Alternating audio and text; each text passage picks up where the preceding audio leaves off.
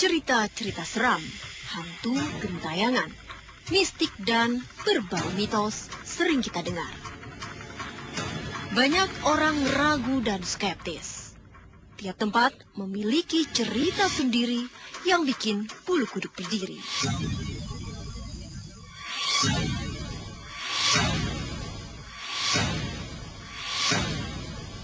Ada sejarah di baliknya, terkadang cerita kelam. Benarkah arwah gentayangan dan menghantui? Kami mencari jawabannya. Ini gerak nih, tanganku agak enggak ya?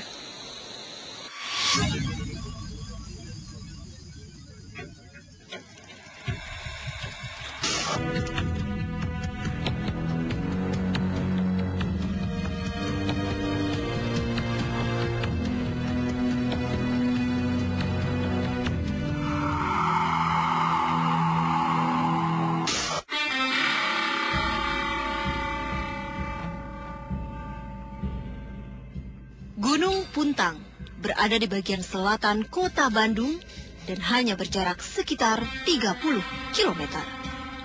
Keindahan alam dan udaranya yang sejuk akan memanjakan pengunjung yang datang.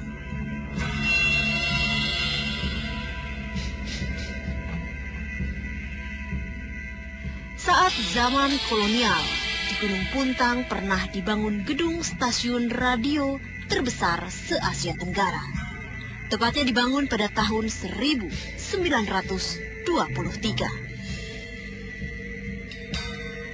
Kini bangunan bersejarah tersebut hanya tinggal puing saja. Sisa-sisa kejayaan stasiun radio yang pernah memancarkan frekuensinya hingga ke negeri Belanda tersebut telah runtuh, menyimpan kengerian di dalamnya. Kawasan Gunung Puntang dan di sekitar puing bangunan stasiun radio menjadi tempat untuk berkemah dan kegiatan para pecinta alam. Dari merekalah cerita misteri dan keangkeran Gunung Puntang terkuak. Tempat yang komplit ya, bisa dibilang komplit karena pemandangannya bagus,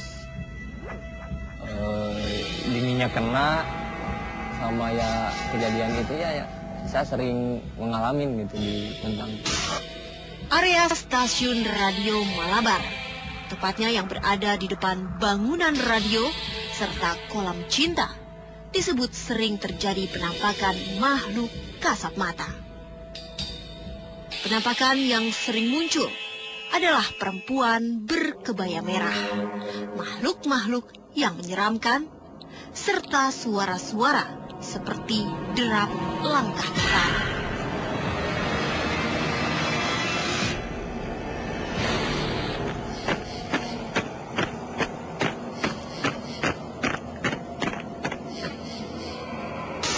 Di bangunan Belanda dekat kolam cinta.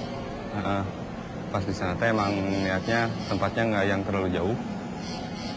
Camping lah di sana.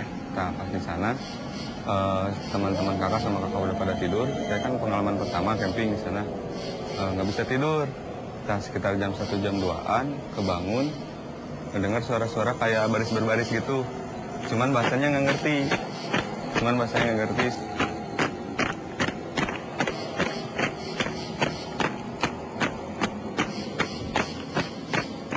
Setelah perbincangan dengan bahasa yang nggak ngerti itu, ada nada marah kayaknya masih komandannya atau nggak tahu siapanya. Terus ngelilingin tenda aja gitu, ngelilingin tenda sampai nggak berhenti-berhenti, sampai akhirnya saya ngumpet emang tertidur gitu. Kisah-kisah pertemuan dengan makhluk gaib saat berkemah di kawasan Gunung Puntang dan area bekas bangunan stasiun radio Malabar menjadi cerita yang tak pernah usai. Saya mengalami camping di sekitar pinggiran sungai di Puntang, tapi agak jauh dari ada yang namanya kolam cinta di sana. Agak naik lagi lah sedikit lah. Pada waktu itu kita berempat setelah makan malam sekitar jam 9 beres jam 10:30, 11 kalau nggak salah. Kami sedang bercanda gitu ya, udah makan itu ya biasa ngobrol-ngobrol. Tiba-tiba ngedengar suara baris berbaris kayak yang brek gitu.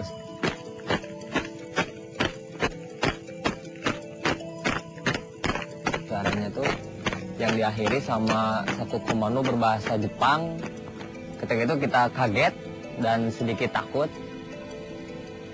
Untungnya bukan saya aja yang sendirian yang dengar, semua dengar gitu. Pada waktu itu langsung kita masuk ke tenda, buru-buru gitu ya. Sekitar itu terjadi 5 menitan. Tapi ya cukup serem juga sih. Suara baris berbaris dan derap langkah tentara sering juga terdengar. Namun cukup aneh, karena suara komandonya dalam bahasa Jepang. Lalu apakah Jepang pernah menguasai stasiun radio Malabar dan Gunung Puntang? Kami terus mencari jawabannya. Kayak kebaya, kayak none Belanda, rambut pirang. Kontak kita berlima, yang 3 tuh lihat, yang 2 nggak lihat. Kita udah nggak enak, badan udah nggak enak ya, di sana kita lari aja.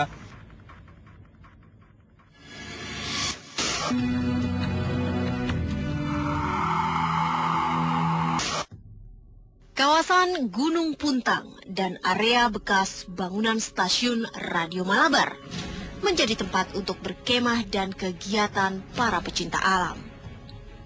Beberapa pengunjung yang datang mengalami hal-hal gaib seperti melihat penampakan, mendengar suara-suara aneh, serta gangguan secara fisik.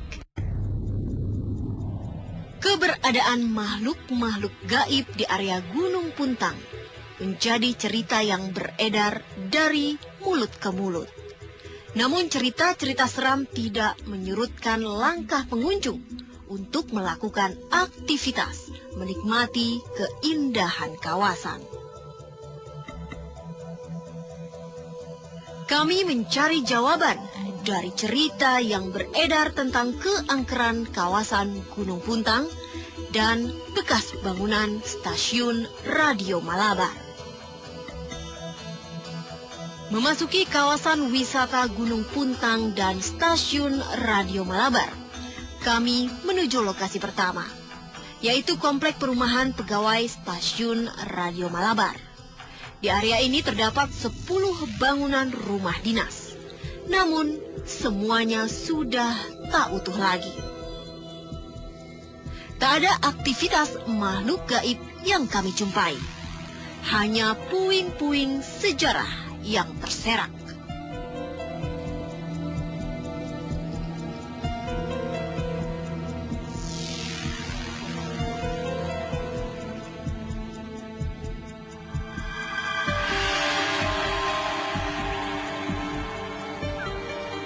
Kami melanjutkan perjalanan menuju kolam cinta dan bekas gedung utama stasiun Radio Malabar.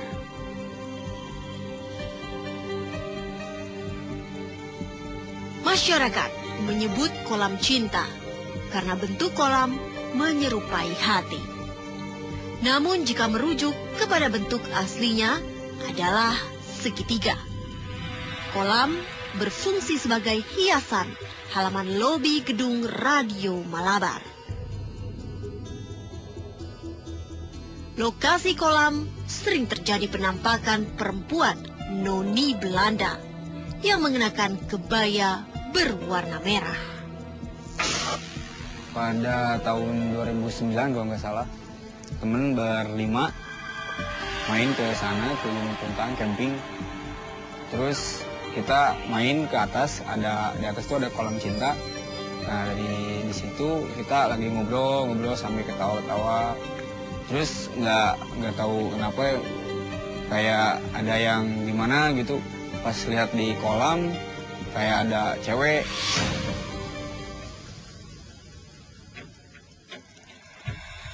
Tapi yang anehnya tuh si cewek pakai kebaya, kayak noni Belanda, rambut pirang. Dia lagi ini rambut lah, rapiin rambut. Kontak kita berlima, yang 3 tuh lihat, yang 2 nggak lihat. Kita udah nggak enak, badan gue nggak enak ya, di sana kita lari aja. Kali yang 2 nggak tahu kita lari. Sampai teman saya yang ikut lari, dia masuk ke kali. Iya. Jatuh ke kali, sampai si kakinya tuh patah. Karena takutnya yang 2 mah nggak tahu. Cuman habis udah beres dari situ, yang 2 nanyain kenapa pada lari. Ya kita ceritain gitu-gitu aja. Pas kita nanya sama si ibu warung, ya emang di situ suka ada yang si nona Belanda itu, yang suka mandi di kolam cinta itu.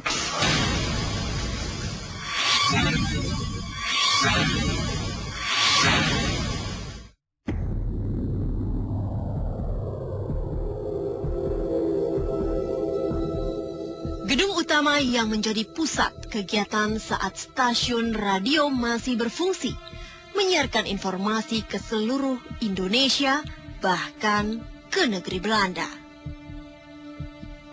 Mengacu dari foto saat gedung stasiun Radio Malabar masih berfungsi, sisa bangunan yang kini masih ada dan berdiri merupakan potongan dinding bagian lobi. Namun sayang, sisa dinding tidak menggambarkan kemegahannya. Di lokasi Gunung Puntang juga terdapat goa yang kini disebut sebagai Goa Belanda. Dahulu goa dipakai untuk menyiksa sehingga memunculkan cerita seram kepala tanpa badan yang sering menampakkan diri. Tepatnya di gua itu pas belokan yang ke kiri, ada suara geraman yang gak karuan gitu ya. Nah, itu siang-siang gitu ya Pak ya. Ya juga penasaran ada apa, pas lihat ke belakang kok segelintirnya ada di situ. Lama saya melihatnya. Iya. Nah, rambutnya diikat gitu ya, Terus kok sebenarnya ini kok hanya sepenggal kepala orang gitu. Berbekal cerita dan informasi warga serta saksi mata yang kami temui, untuk mendapat gambaran yang pasti tentang keberadaan makhluk-makhluk gaib yang sering menampakkan diri, kami akan melakukan penelusuran malam. Ada perempuan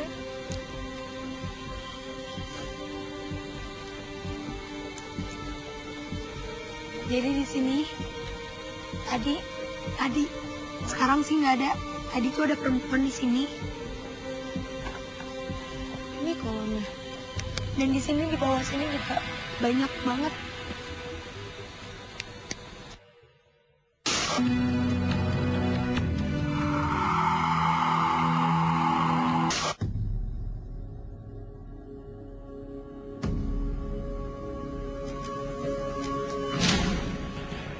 Di kawasan stasiun Radio Malabar, Gunung Puntang, Bandung, Jawa Barat, kami mencari fenomena berbagai penampakan makhluk gaib yang pernah terlihat oleh warga.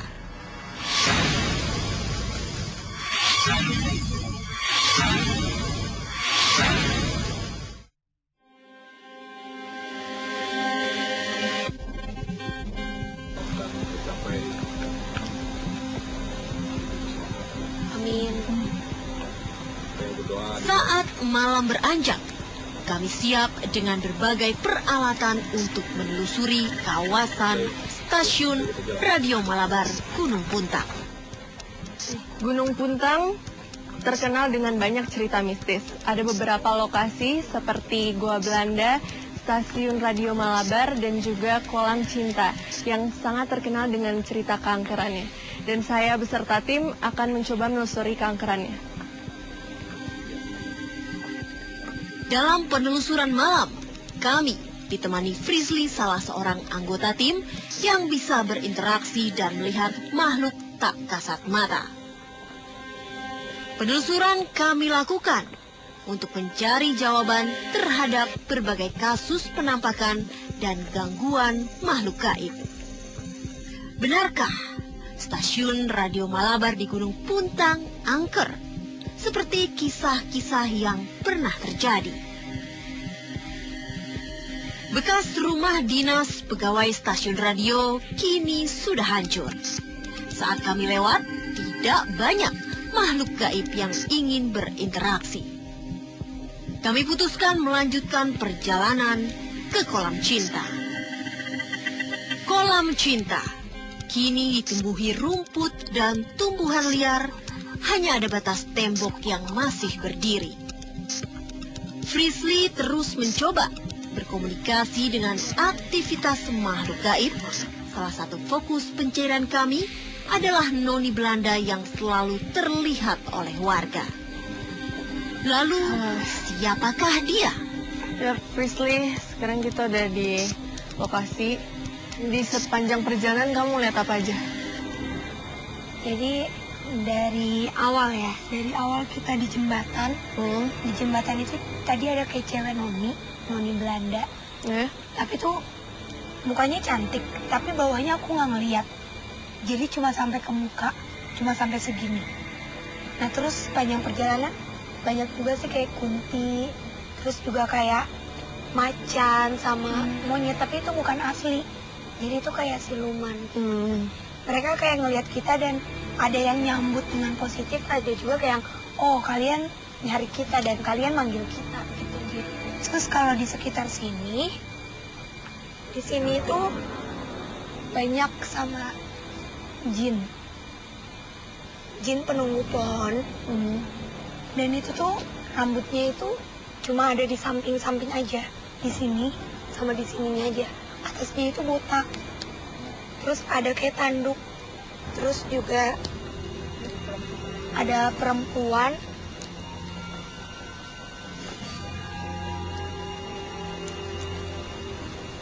Jadi di sini tadi sekarang sih nggak ada.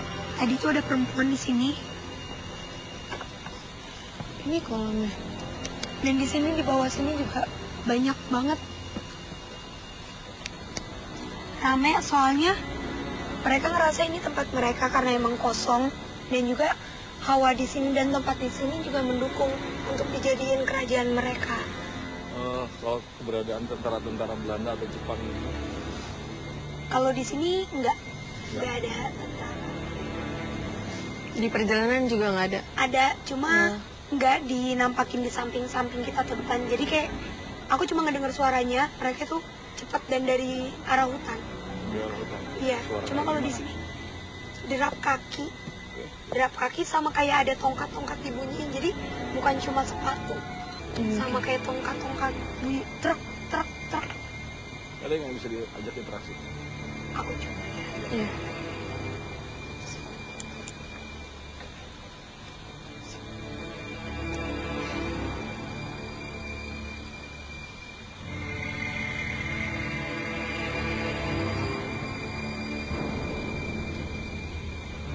Jadi di sini itu tempatnya mereka karena mereka itu merupakan Dayang. Tapi mereka nggak nyebutin siapa yang penguasa terbesar di sini. Dan aku tanya tadi apakah yang di situ, tapi dia enggak. Dan ada yang cantik, ada juga mukanya banyak mukanya yang hancur, ada juga yang berbentuknya udah tengkorak, udah tulang. Itu banyak banget perempuan di sini. Mungkin juga karena emang ini lembab juga. Dan Berbagai penampakan sosok yang menyeramkan terlihat oleh Frisly. Sebagian mencoba mengusik kami. Coba saya Malabar ya. Ya.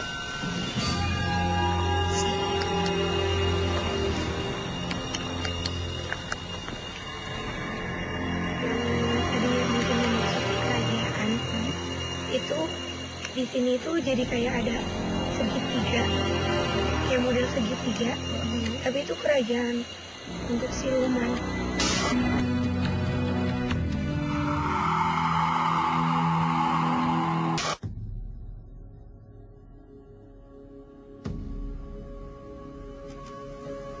Dalam penelusuran malam, kami mencari sosok-sosok makhluk gaib yang sering mengganggu warga yang datang berkunjung di kawasan kemah Stasiun Radio Malabar, Gunung Puntang.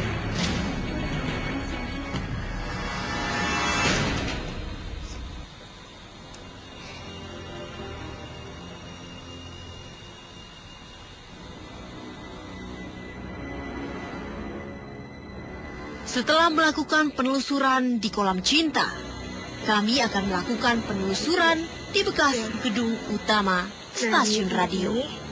Itu ada tentara Belanda. Jadi kayak mereka lagi baris berbaris. Di sini. Enggak di sini. Ada di situ. Tapi udah lewat ke sana. Jadi kayak masuk ke tempat itu. Masuk ke arah sana deh. Oke. Nah, tapi nggak ada badannya. Jadi cuma kayak kaki. Oh, kayak kaki aja ngeluar. Iya. Dan ternyata yang bunyi, aku bilang kayak tadi bunyi tongkat, itu bukan tongkat. Apa? Itu jadi kayak sepatunya itu kayak ada rantai-rantainya. Dan itu jadi bunyinya kenceng banget. Terus juga yang tadi mungkin dimaksud kerajaan, itu di sini itu jadi kayak ada segitiga, kayak model segitiga. Tapi itu kerajaan untuk siluman. Oh, bukan kerajaan ini ya? Iya. Di stasiun Malabarnya atau bukan? Enggak, sini. Dan di sini juga ramenya bukan dari pribumi. Jadi emang Belanda. Terus juga banyak juga siluman macan. Itu cuma kayak bunyi auman terus. Nah, kenapa mesti banyak? Kenapa banyak Belanda? Apa memang dulu di sininya banyak korban Belanda atau apa? Kalaupun ada korban Belanda, itu bukan karena pembunuhan atau sesuatu yang disiksa, tapi karena mungkin penyakit dari hawa alamiah. Soalnya juga nggak ada yang muka serem, nggak ada yang berdarah-darah dari yang noni atau dari Belandanya itu. Aku coba untuk interaksi sama yang ada di sini. Ya.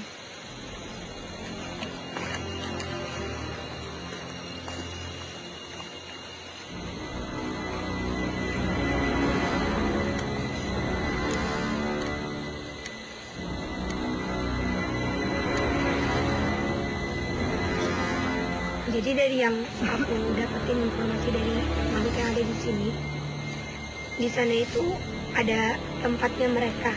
Dia nggak bilang kalau ada kerajaan atau apa, tapi ada tempatnya mereka itu di dalam air. No. Jadi tempatnya mereka ada tempat energinya positif itu di dalam air, dan ada di samping air itu tempat yang sering nunjukin itu cowok yang aku bilang tinggi. Jadi yang kayak raksasa itu. Aku mau coba untuk minta kalau dia untuk interaksi sama cewek yang itu. Ya, nggak cuma untuk merasakan. Merasakan aja. Ya. Coba. Di sana kita kasih maju. Cuma majuan aja kok.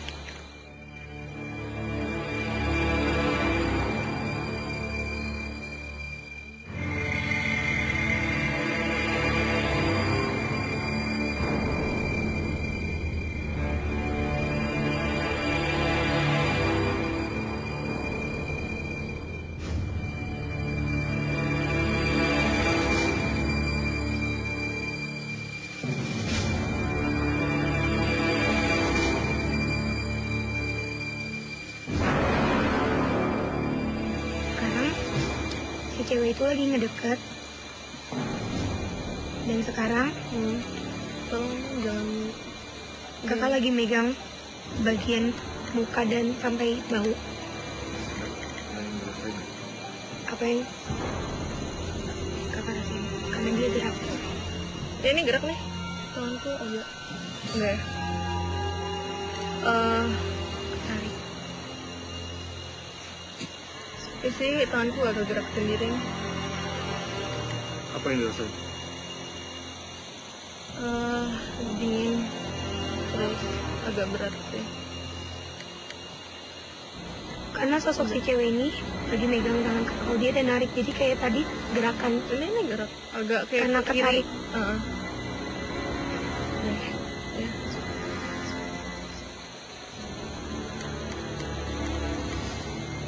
Jadi si cewek itu, Noni itu, dari tadi juga kan aku coba untuk interaksi atau dia itu marah ke siapa atau gimana.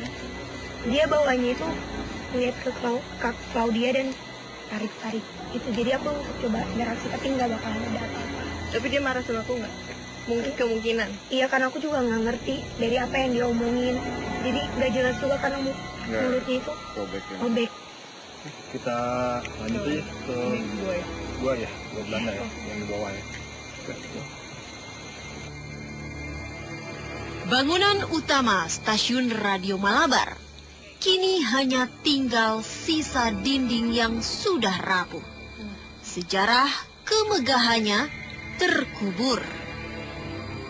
Namun keberadaan makhluk gaib tak bisa kami lihat secara kasat mata. Hanya Frisly yang indigo yang bisa berkomunikasi. Kami pun melanjutkan penelusuran ke tempat makhluk gaib tanpa kepala yang ada di Goa Belanda.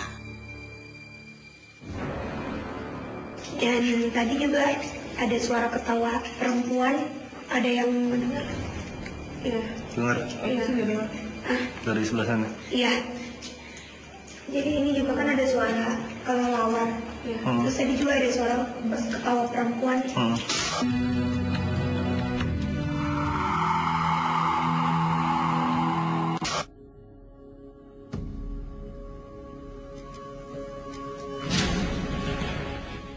Interaksi dengan makhluk gaib di sekitar kolam cinta belum memuaskan. Tapi fenomena gaib yang kami rasakan sangat besar. Agak berat.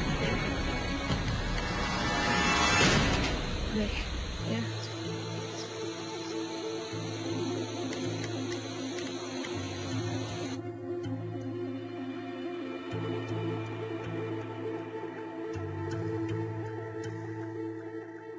Malam semakin larut.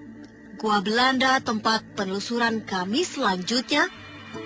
Kesaksian warga menyebutkan sering terjadi penampakan tubuh tanpa kepala. Udah. Frisly, sekarang kita udah ada di depan Goa Belanda.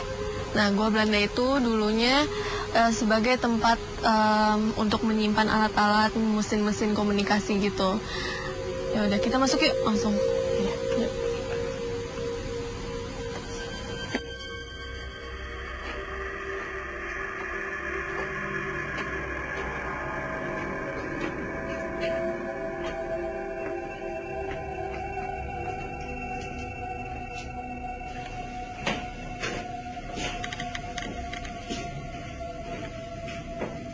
Frisly, sekarang apa yang kamu lakukan? Apa aja? Jadi di sini tuh lebih ke yang penguasa besar. Penguasa besar, kayak ada yang di sini juga ada yang duduk. Itu kayak Noni Belanda, tapi rambutnya itu udah putih. Jadi kayak nenek-nenek, tapi mukanya bukan muka Indonesia. Dan diem aja. Terus juga di belakang sana ada yang besar banget. Itu besar banget, dan itu auranya jujur itu negatif. Oke. Jadi cirinya itu, jadi di sininya itu kayak ada luka sabetan gitu sini. Terus matanya itu merah, hitam gitu, tinggi banget. Kamu bisa tahu nggak itu dia siapa? Kalaupun bisa interaksi, dia itu Belanda. Jadi kalau untuk ngobrol kayak biasanya itu susah. Bahasanya beda? Iya, bahasa beda. Terus juga tadi sempat ada kakek-kakek gitu. Dia itu auranya negatif walaupun dia kakek-kakek, dan dia dari pribumi. Dan suaranya dia itu kalau emang dia nunjukin keberadaan dia itu suara kayak itu. Dan dia kayak nolak kalau ada manusia yang datang.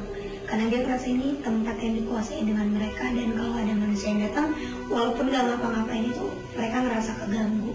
Kalau dari sebelah sini apa yang bisa? Ini kan kayak apa ya? Kayak tembok gitu.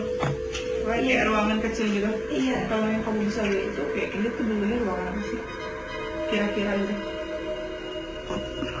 Ini tuh kayak tempat yang dipakai untuk tempat yang mungkin mesin-mesin itu lebih banyak di sini. Tapi yang Noni itu tuh kayak dia udah emang, jadi dia kayak udah terpuruk gitu. Dia tuh sekarang lagi berdiri nyamperin ke arah kapal dia. Dia kenapa sedih gitu? Iya, dan dia tuh udah tua gitu. Sedihnya dia kenapa sih?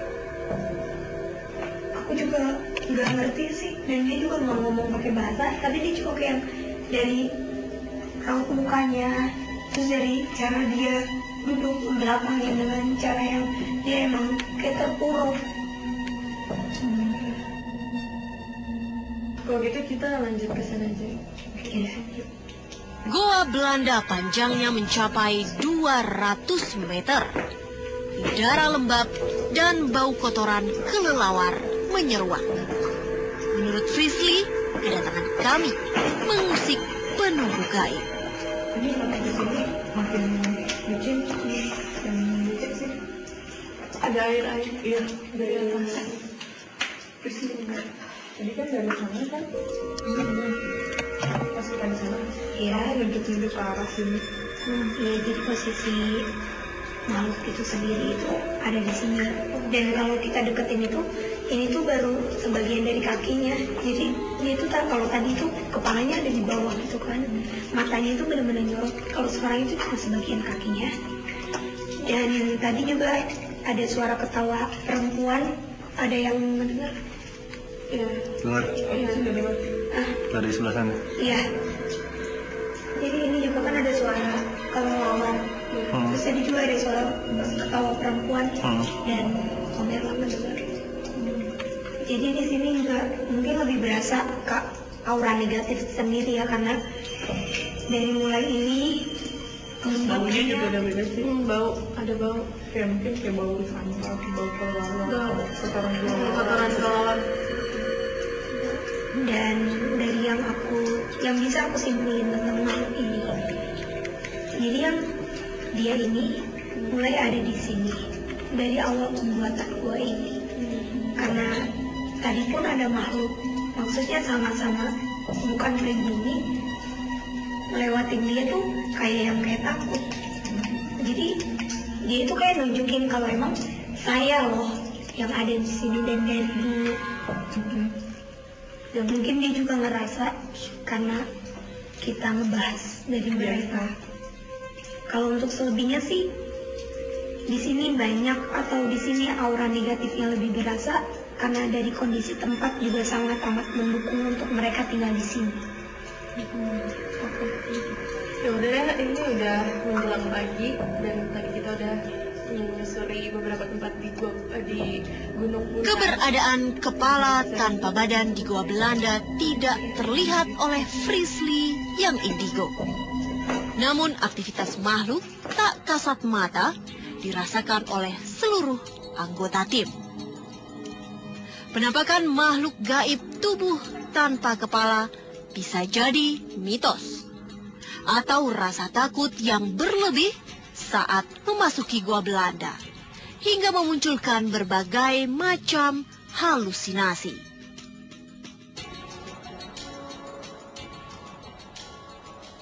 Assalamualaikum.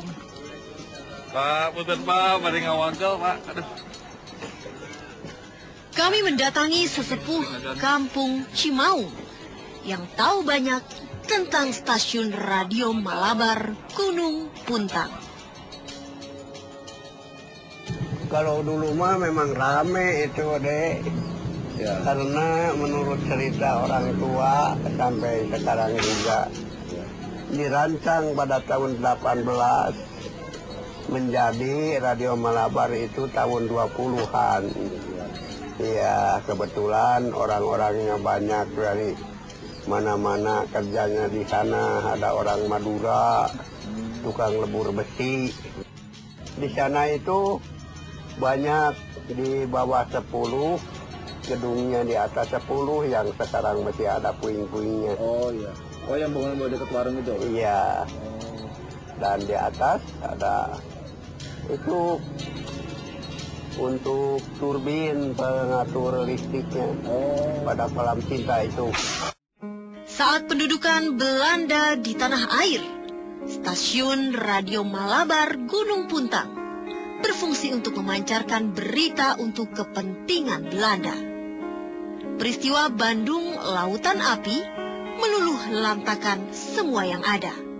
Yang tersisa hanya puing-puing dan dinding usang. Wilayah Gunung Puntang kini berfungsi sebagai hutan produksi dan objek wisata alam. 1974 itu mulai ditanami pohon pinus. Nah, dari situ mulai tumbuh-tumbuh pinus, pernah disadap juga, sadapan getah pinus. Tahun 1984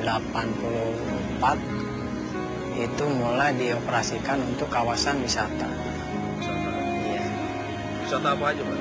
Kebanyakan di sini khususnya wisata alam, bergerak ke minat khusus yaitu perkemahan.